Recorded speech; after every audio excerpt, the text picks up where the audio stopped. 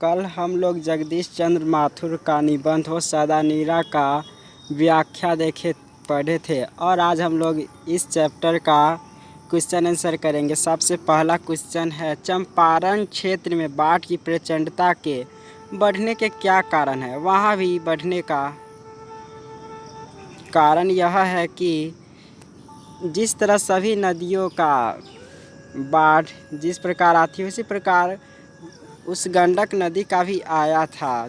जैसे कि हम देख लें, कारण यह है कि चंपारण के निकट गंगा नदी बहती है और उसके साथ में सहायक नदियाँ भी बहती है और ये दोनों चंपारण बिहार के सबसे उत्तरी हिमालय के निकट है, जिसके कारण जब बारिश ज़्यादा होती है तो उसी समय बाढ़ आती है उस क्षेत्र में ज़्यादा। तो यही कारण है कि आसपास के गंगा नदी और इसकी सहायक नदियाँ बहती है और ज़्यादा बारिश के कारण बाढ़ आ जाती है। दूसरा प्रश्न है, इतिहास की कीमियाई प्रक्रिया का क्या अभिप्राय है। कीमियाई प्रक्रिया मिट्टी के निर्माण बनने की प्रक्रिया को कहते हैं। इतिहास में कीमियाई प्रक्रिया का यह अभिप्राय है कि जब हिमालय से पानी आती है तो उसके साथ साथ मिट्टी भी वो लाती है और इसके बाद गंडक नदी के आसपास की मिट्टी का निर्माण हुआ। सबसे पहले माना जाता है कि यहीं पर कीमियाई प्रक्रिया यानी कि मिट्टी बनने की प्रक्रिया का शुरुआत हुई। तीसरा प्रश्न है, धांगर शब्द का क्या अर्थ होता है। धांगर शब्द का ओराव भाषा में भोर भारे का मजदूर कहते हैं, धांगर जाति का। चौथा प्रश्न है, थारुओं की कला का परिचय अपने पढ़े हुए पाठ के आधार पर देना है। थारू का अर्थ होता है मरुस्थल से, यानी कि मरुस्थल प्रदेश से आने वाले लोग, यानी कि राजस्थान से आने वाले लोग। और यहाँ थारुओं की कला वीणा विविध राग रागनी सुनाती है। उसकी अनुपम गृह कला धांगरों का नर्तन मनोभावना है और करुण नीर्तन पात्रों का सिंह भी वहाँ पर ललित है, यानी कि मन को रंजित करने वाला है, मन को खुश करने वाला है। और रंग बिरंगे टोकरी की डिजाइनें कलापूर्ण झोपड़ी में रखे प्रकाश के दिए नवविवाहित अपने मस्तिष्क पर पीढ़ा रखती है। इस तरह के वहाँ के बहुत ही मनोभावना थारू प्रदेश का कला है। पांचवा प्रश्न है, अंग्रेज नील्हे किसानों पर क्या अत्याचार करते थे। तो आंसर है, अंग्रेज नील्हे किसानों पर ज़्यादा काम कराते थे, ज़रूरत से ज़्यादा। जानवरों को इधर से उधर नहीं ले जाने देते थे और शादी विवाह में नजराना मतलब होता है उपहार भेंट करना पड़ता था। और रैयत झोपड़ी में आग लगा देना, हाथों को पुतला बना रखा था। इस तरह से इतने अत्याचार करते थे अंग्रेज नील्हों पर। नील्हे यानी कि जो नील की खेती करते थे, इस तरह। उसके बाद का प्रश्न है,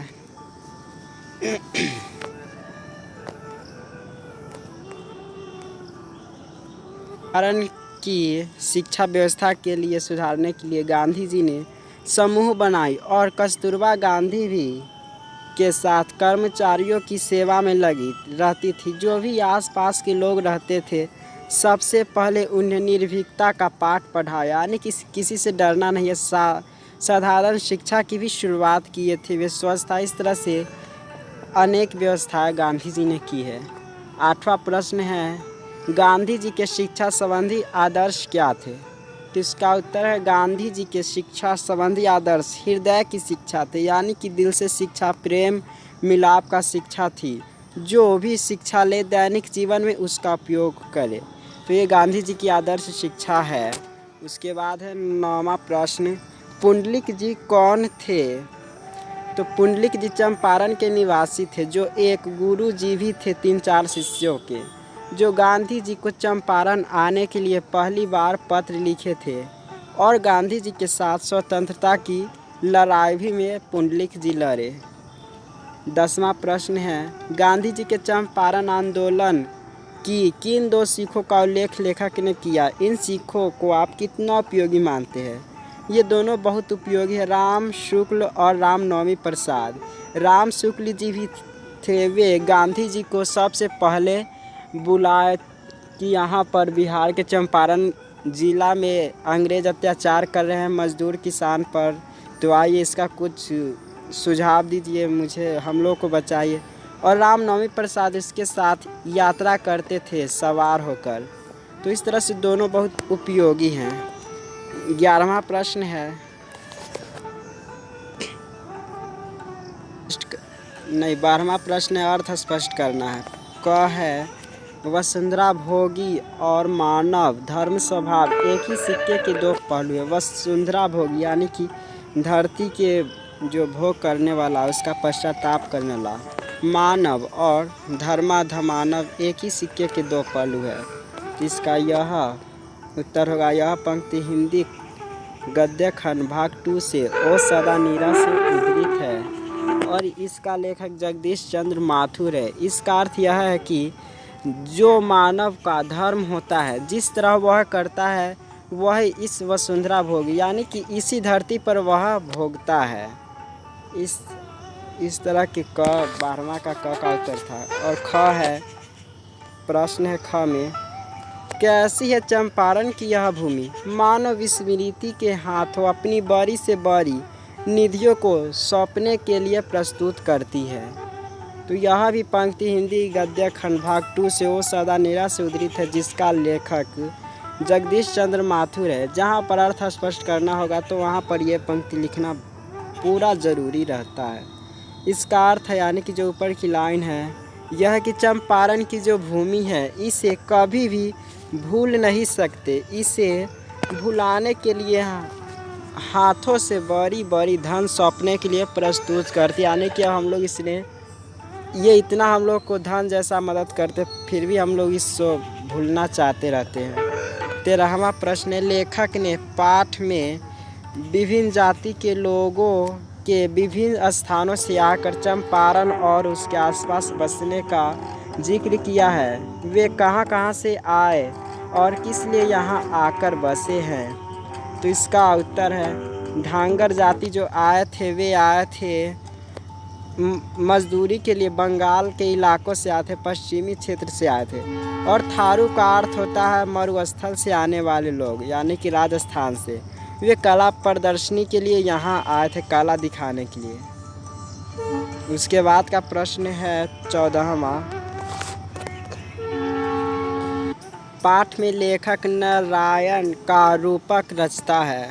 सांग रूपक है, रूपक का पूरा विवरण प्रस्तुत करें।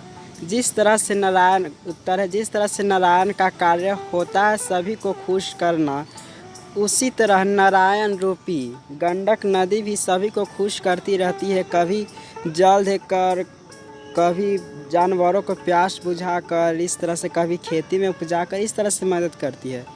और रूपक का इस तरह से विवरण है कि रूपक का सामान्य अर्थ माना जाए तो रूप होता है और इसका पुल्लिंग रूप मान ले मूर्ति होता है और यह अलंकार रूपी छंद है। इस तरह से यहाँ पर रूपक का प्रयोग हुआ है। 15वां प्रश्न है, नील्हे, गौरव और गांधी जी से जुड़े प्रसंगों को अपने शब्दों में लिखिए।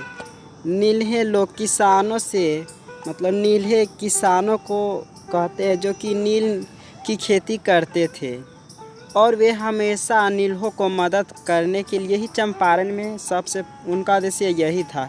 नीले लोग जो कृषि करते, उससे जो अंग्रेज़ लोग, गोरे लोग जो उसको अत्याचार करते हैं, उससे छुटकारा प्राप्त करें।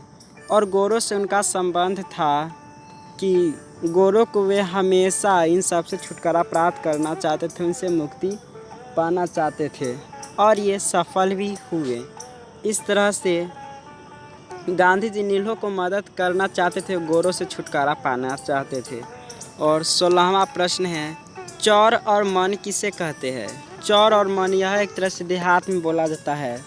तो चौर का अर्थ होता है मैदानी इलाका है चौर, जिसमें छोटी छोटी जंगलें होती है।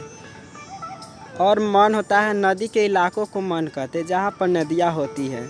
ये दोनों में अंतर यह है कि एक मैदानी इलाके हैं तो दूसरा जलीय इलाके हैं।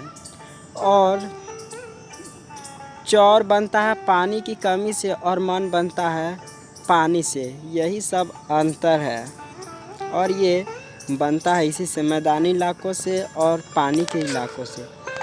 अंतिम प्रश्न है, कपिल वस्तु से मगध के जंगल तक की यात्रा बुद्ध ने किस मार्ग से की थी? तो उत्तर है, कपिल वस्तु से मगध के जंगलों तक की यात्रा बुद्ध ने लौरिया के दक्षिण मार्ग से लेके अरेराज तक तथा अरेराज से लेकर केसरिया तक और केसरिया से फिर अंतिम वैशाली तक यात्रा की थी बुद्ध ने। यहीं पर अंतिम यात्रा की। आशा है ये सही प्रश्न उत्तर आप लोगों को समझ में आया होगा। धन्यवाद।